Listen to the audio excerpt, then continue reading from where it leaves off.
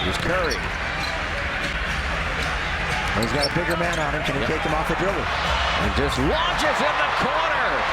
Well, he used the dribble just to freeze John Lewis. How about a step back three like that? The highest arcing ball we've seen tonight. Continued to play. That's inbounds. Curry. What a move. And then the jumper. Oh, man. The wizardry of Steph Curry on the handle and then the hot hand. Yo, what's going on, guys? It's your boy Dignified2K. We're back with another video, and as you guys can see today, we are on a playmaking shot creator. Basically, it's like a play chart from last year. It's going to be our Steph Curry build, 6'3", 99 overall. We're using all of his animations, and we're just going out here, ISOing on the twos, and we're just going crazy. So like I said, we're using his sides up, his jump shot, all of his dribble moves, and guys, this is the first time all year that I've played on a play shot.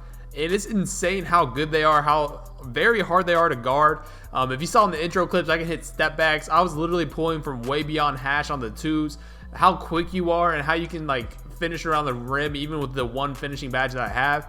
It's actually crazy. But if you guys have been paying attention to the NBA, you guys might have heard that Steph Curry is making his comeback this Sunday. Now, I wanted to put this video out, one, because I haven't played with this build yet before, and I know my friend had it, and I was like, man, I have to try this out. I've been getting a lot better on dribbling, and being able to shoot from basically where you check the ball up, it's insane. It's really a Steph Curry kind of build, and his jump shot, even with his moves, they're pretty solid. But like I said, Steph Curry making his debut, or not his debut, but he's coming back this Sunday after a hand injury, missing 4 months. Obviously, you guys know the Warriors are not a good team this year. They've had a lot of G League players. They've had a lot of 10-day contracts. They just traded for Andrew Wiggins, and some people are actually saying they got Andrew Wiggins to try to put a package together to get Giannis. I don't know. I don't want to even go into detail about that, how crazy. And I don't know, man. It'd be insane if that happened. Obviously, as an NBA fan, I wouldn't want it to happen. But again, as an NBA fan, it would be pretty fun to watch. But you can see even the off-ball movement right here. We're going up against a center and a slasher. So, of course, they're going to kind of abuse me on the defensive end. Ryan is EU. So, a lot of these little drive-bys like he was trying to do right there were going into the beginning. And this guy right here was just pretty much paint mashing. But you can see the off-ball movement, which is really Steph Curry's game, which a lot of people don't take into consideration. It's probably one of the better aspects of his game, obviously shooting, but being able to move off-ball and find, you know, the right 1 second when the defender is lacking to get open. It's just kind of a testament to how good this guy really is, how he can dribble, how he can shoot, and how he really just understands the game. But you can see we've got 14 points, 2 assists. We're going crazy. Like I said, the Warriors, not a good team this year. There's about 20 games left of the season, but look at this move right here, guys. I'm sorry, but this is one of my favorite moves that I've just learned how to do. You probably see it a lot in this game, in these gameplays, but I was absolutely going crazy with it. But the Warriors have about 20 games left. Steph Curry coming back after not playing for 4 months. You can already predict. I've seen a lot of people say that they don't want to see Steph Curry. They don't want to see Klay Thompson. And they really don't even want to see Draymond Green. None of those guys are playing right now for the Warriors. And basically, it's just Andrew Wiggins, some G League players. I like Eric Pascal that they have. He's a good player. I think he's going to be solid for them next year. And it's pretty much just a bunch of D League guys going out there, you know, just competing basically for a roster spot next year. That's what it is. It's about 20 games left. Steph Curry's going to be coming back. I think it's going to energize those young guys a little bit. Obviously, the main thing is you don't want to see Steph Curry go out there and just get screened and hit hard for pointless games. And just, you know, you don't want to risk the chance of getting injured again. And that's a big thing. Obviously, you don't want to happen. But with 20 games left with the Warriors, obviously going to be finishing as one of the worst 3 teams in the NBA. As I get a block right there, by the way. They're still going to be on set to finish as one of the worst teams in the NBA. They're going to solidify that, you know, the same chance to get the top pick, which a lot of people are predicting they will get. And if they do, they're going to be looking for Wiseman. He's a solid center, and to be honest with you, he's going to be fitting in a perfect role in the NBA for a Warrior type team. If that ends up happening, guys, you got to watch out. But look at me out here, guys. Let's talk a little bit about the gameplay. As you guys can see, if you didn't see what we're going against right here, we're going against a post lock. It's not 2K19. This is NBA2K20, and you can see before that, I was just cooking this dude, man, with that move. Ryan spots up right there, hits a 3.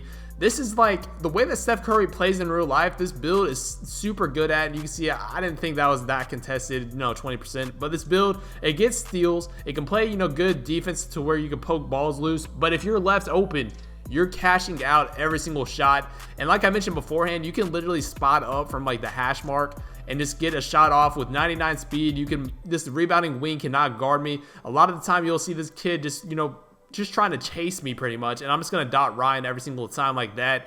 With Hall of Fame passing badges, with Dimer, floor general, stuff like that, you're just going to be able to dominate. I was lacking on this build. I know it was a good build, but I didn't realize how good it really was in the ISO game, how quick it is, how you're going to be able to get past a lot of defenders. But look at this move right here. Again, like I said, it's one of my favorite moves that I do now, that little quick stop to a pop in the three. Like I said, this is a lockdown defender guarding me, and I don't know why I went up with that. And just doing that, man, I hate giving post scorers the ball, but the good thing about this build is being able to play this, you know, good defense. I try to go out there, and actually that time I didn't even go out there because he was missing a lot of shots. But look, he tries to come out too late. Everybody just has to double team me. It's literally like having to guard Steph in real life, just getting these shots off, and you can see how quick I am. The defender tries to help again, and I'm just going to get wide open shots. So you can see he ends up trying to, you know, draw a charge, but I hit Ryan wide open. I don't know what he was doing right here. I have no idea, but quick stop again. Like I said, these passes are so quick with this build. He's going to get an open three. But let me know down below in the comment section, guys, what you think is going to be happening with Steph. Obviously, like I mentioned before, they're going to probably play him. I would assume he won't play all the 20 games. I would assume he'll play a few of them. He won't play more than, I bet, like 20 minutes at a time. Obviously, playing a few games is better than sitting the whole entire season. I understand that. Missing a whole entire season probably will throw your rhythm off a little bit, but for somebody of Steph Curry's caliber, I guarantee it doesn't affect him as much as we probably think it does.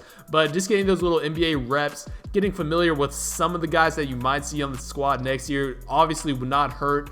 Playing games that aren't super, you know, meaningful to just get Steph Curry's confidence back. Even if he did lose it, like I'm talking like he hasn't played in years, but just to kind of get familiar with the whole game again, it couldn't hurt. But if you guys are this far into the video, I want you to comment Stephertless, man, because when he returns, some of us forgot how good Steph Curry really is. And when he returns, some of the highlight plays we're going to be starting to see, especially, you know, like I mentioned before, we're not playing really meaningful games. So some of the stuff that you're going to be seeing Steph Curry do is going to be insane. And I'm telling you, man, I don't know what it is with this build. I'm hitting like a lot of these inside stuff. I only have one finishing badge, but a lot of this inside game, I'm finishing it with just a relentless finisher. I didn't even mean to have that on, but you can see, look, I'm cooking up a little bit. I like Steph Curry's moves. That little step back right there, honestly, is not that bad. It's not super quick, but you can actually get a little bit of a speed boost out of it. These kids pretty much just gave up at the end, so I'm going to show you, man. Super easy. Shoots lights out. This build is a ton of fun, but this next gameplay right here, I wanted to show you guys a little bit of what I think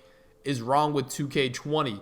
Obviously, the inside game, by the time, you know, it's what, February 26th as I'm recording this, we know the inside game, it's super broken. And you guys can see even that play right there. Kids just spam. They don't want to play defense. They just want to try to get inbound steals, spam, you know, pass on the inbound just to like catch and shoot shots. They don't actually want to play NBA. They want to play the cheese and the meta. And that's another reason why I don't play that much stage, just because the meta is so annoying. And when you play kids that literally just play meta all day long, it gets annoying to play. But you can see I end up selling right there. I wanted to try to get some footage with Steph Curry's step back, his spamming triangle to try to get a rebound. He throws a scary, ends up losing up a three, and it just gets worse and worse from here. But if you guys want to see some stage gameplay, I actually have some saved up. Let me know in the comment section. I might drop that tomorrow. It's another NBA player. He may or may not have a highlight or his career high a couple nights ago. Let me know in the comment section if you guys want to see that tomorrow. But basically, this is what's wrong with 2K. Sometimes you'll get, you saw the first one that he missed. If you guys missed it, he missed and it had like a 20%, and he actually timed it somewhat decently. I wouldn't be mad if he missed that, or if he made that, but he ended up missing it. And then he hits two very contested, poorly timed shots. And then he hits another one right here. Ryan can't buy a three-pointer. You can see I'm going back and forth to see how these kids are shooting. They were awful. The score, 19-4. Now you can see in the top right, I have Gold Pick Dodger, probably the worst badge in the game, right next to Unpluggable. Obviously terrible, but I'm playing passing lanes. You probably try to throw a lob right there, but they probably should have ended that game right there. But since they gave us the ball back, you already know what time it is. Quick stop Steph Curry, poorly timed, but since we're down by so much, 2K is going to bless us. Well, that's happened to me a million times, so I can't complain. You can see 19-7. Basically, I'm just telling Ryan to set me screens and pop, because if I get to the rim, I'm going to be making every single layup. So I know his lockdown is going to try to shift over to be able to stop me. And Ryan, I want to get his green machine going. He was missing a lot of shots early. So if I got his green machine going, I know we'd be set. And this is what ends up happening. Now, he's made a lot of shots in a row. You can see he probably greened about 2 or 3 in a row at this point. So I know I can get myself open, but I want to get a wide open mid-range shot. I don't want to shoot and maybe get contested by this guy if he's super far back. But you can see at this point now they're kind of shifting their lockdown is still sitting there. But what I mentioned beforehand, guys, as he greens another shot, that this build, the pass accuracy is insane. The thing with my scoring machine, I like the build a lot, but I made it a shooting guard. The pass accuracy is not high, so the dots take forever to get there. So the defense, if they're good, they can shift pretty easily. And I don't have dime or anything like that. So you can see we're cooking up with Steph Curry's move a little bit again right there. He's clamping it up, to be honest with you. But this last little behind the back definitely helped. You can see the quick little icon dot to Ryan. And this is what I'm talking about, man. You get the green machine going, and we're set. So you can see nice little crossover right here. Step it back one time, cross it over one more time. Boom. We're right to the rim. Easy little floater game. He's too late to come over. And we end it, guys. Well, let me know down below in the comment section if you guys are excited to see Steph Curry return. Thank you guys for all the support. Make sure to like the video if you're new and subscribe. But it's been your boy Dignify, and I'm out. Peace.